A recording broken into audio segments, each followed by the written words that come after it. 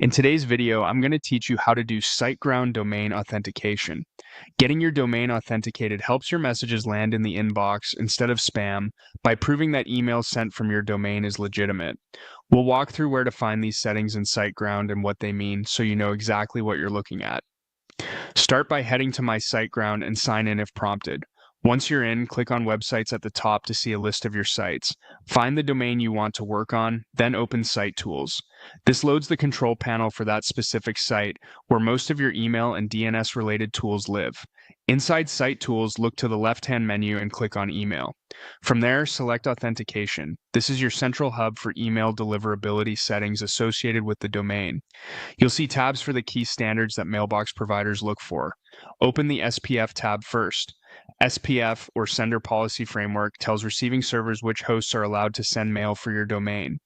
On this page, SiteGround shows the SPF status and the exact record value they expect.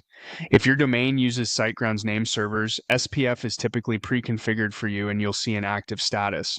If your DNS is managed elsewhere, this page shows the value that must exist with your DNS host so you can confirm it matches. A helpful tip here, there should only be one SPF TXT record per domain. Having multiple SPF records can cause validation failures, so the presence of a single consolidated record is important. Also, if you've recently updated DNS, remember that changes can take time to propagate before the status reflects as valid. Next, open the DKIM tab. DKIM, or Domain Keys Identified Mail, adds a cryptographic signature to your messages, allowing recipients to verify that the content wasn't altered in transit and that it truly came from your domain. SiteGround will display whether DKIM is enabled and the selector details it expects.